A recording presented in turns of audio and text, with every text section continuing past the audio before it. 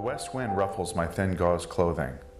On the hill sits a tall building with a room of wooden planks. I wish I could travel on a cloud far away, reunite with my wife and son. When the moonlight shines on me alone, the nights seem even longer. This is a piano duet that I wrote. I was thinking about the inherent loneliness of a pianist who usually plays by themselves, and they can play for an audience of one for themselves.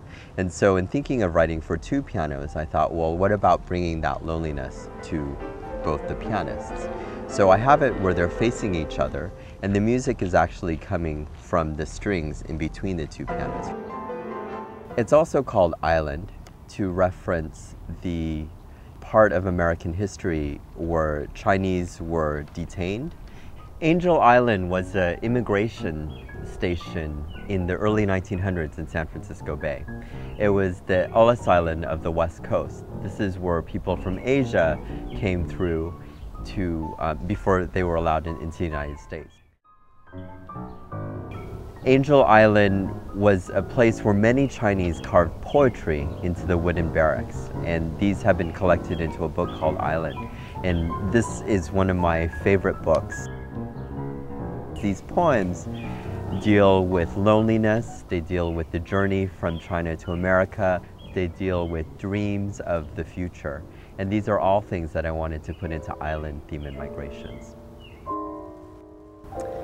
For this work, I started with a theme, and it's a work that I was thinking very much in the classical sense of a theme and variations.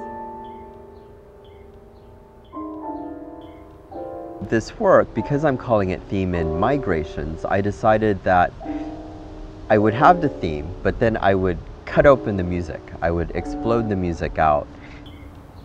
Let's say I was writing words in a book.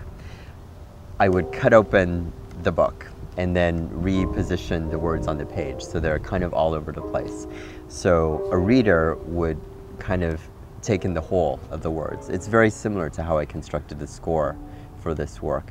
I cut open the music, and so the pianists, when they first saw the music, they were quite surprised, because usually they would read it as they would read a book from left to right.